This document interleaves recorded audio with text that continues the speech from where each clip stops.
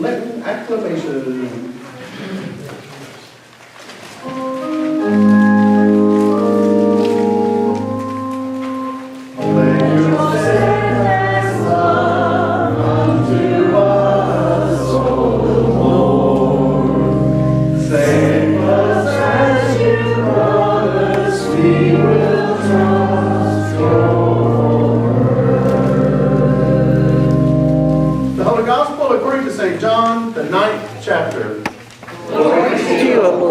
Excessively long. If you'd like, please be seated, and I will just read it to you. As Jesus walked along, he saw a man blind from birth. Back up so everyone can see. His disciples asked him, Rabbi, who sinned, this man or his parents, that he was born blind? Jesus answered, neither this man nor his parents sinned. He was born blind so that God's works might be revealed in him. We must work the works of him who sent me while it is day. Night is coming when no one can work. As long as I am in the world, I am the light of the world. When he had said this, he spat on the ground and made mud with his saliva and spread the mud on the man's eyes, saying to him, Go, wash the Siloam, which means sent. Then he went and washed and came back able to see.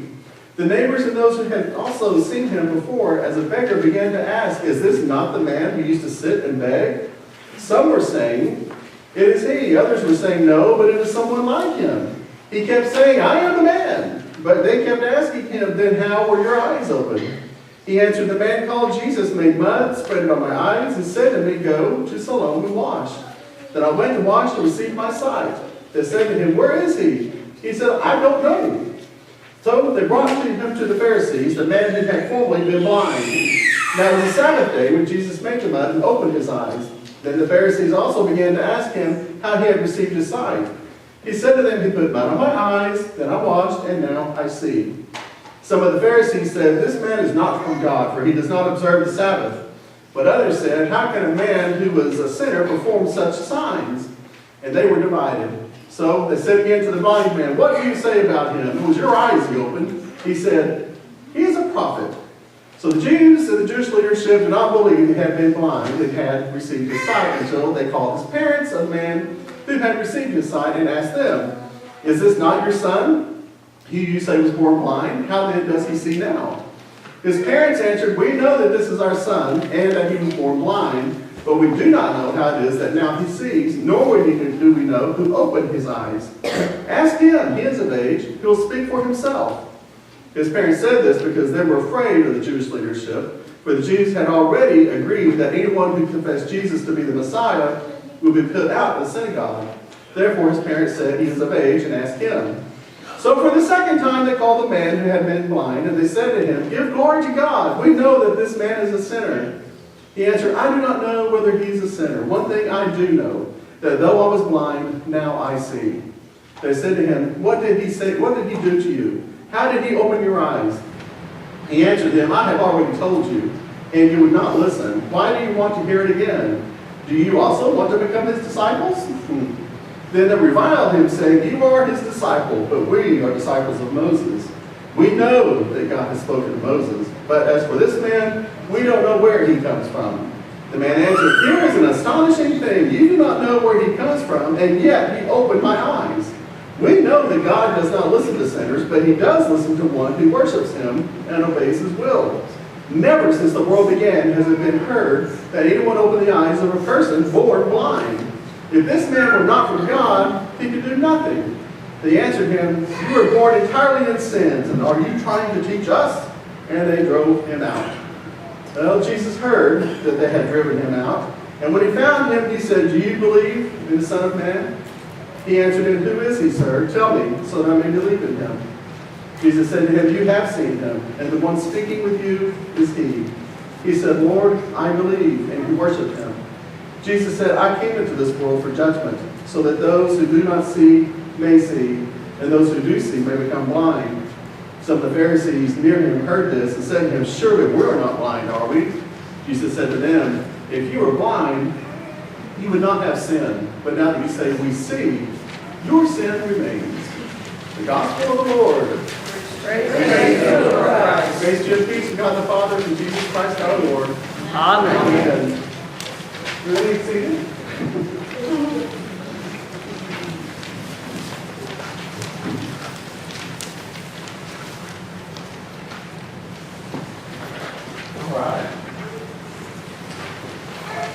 suppose we've all known people who've known a whole lot about a few things. You know, there's professionally trained people that know a whole lot about certain things. We also know a few people who know quite a bit about, probably quite a few things. You know, a little bit about, some really good handyman type things. And then we know other people who think they know a whole lot about everything, but they're mistaken.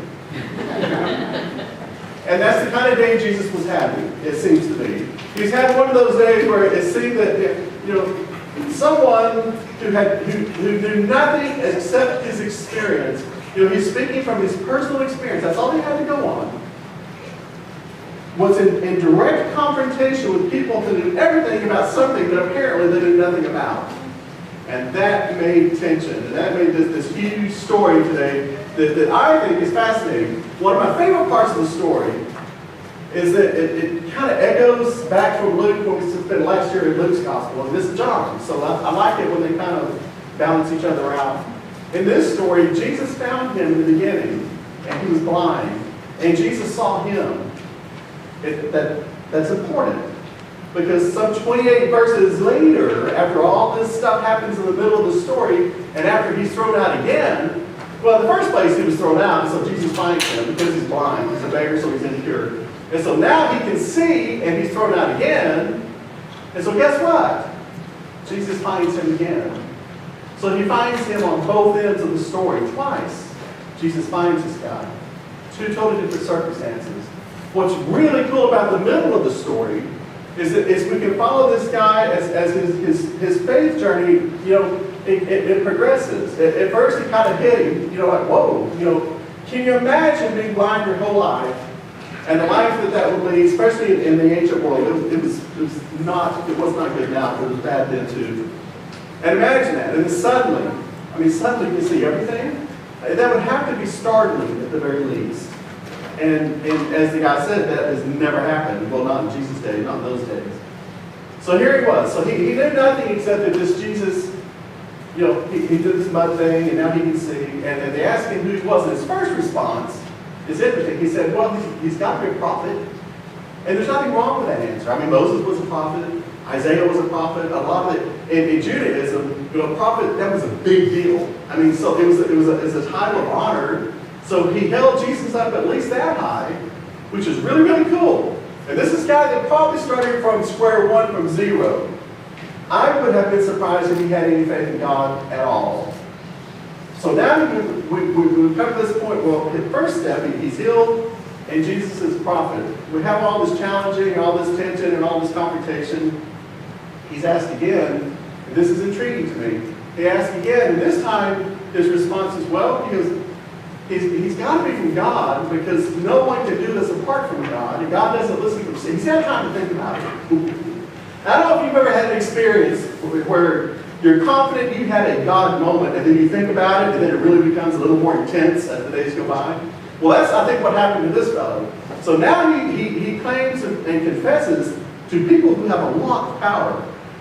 This guy came from God. There's no way he could have done it apart from God. So in essence, they said, so you're his disciple. And really, he was. Interesting thing about discipleship, first we're found, and of course in our world we say, well, we're found in our baptism. And then we're sent. That's the word that says sent. So we're found, and then we're sent. So then we have some more confrontations, some more legal mumbo jumbo. People who think they know everything clearly are confused. So then we get to the very end of the story. The very end of the story, and Jesus finds him one more time. And this time he has come from prophet, who's got to be from God, to falls on his knees and worships him as Lord. That is a huge, huge progression in someone's faith journey.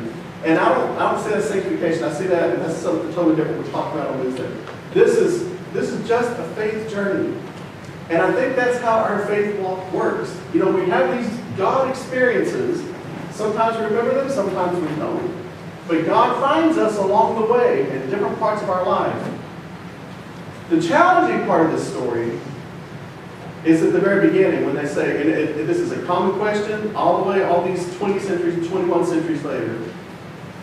Who sinned, this man or his parents? There's got to be a reason he's more blind. What did he do or what did they do? Someone must have done something wrong because this guy was born blind. That's a legitimate question. We hear it all the time. Sometimes it's rephrased, why is God doing this to me? Sometimes it's phrased, why did God let this happen?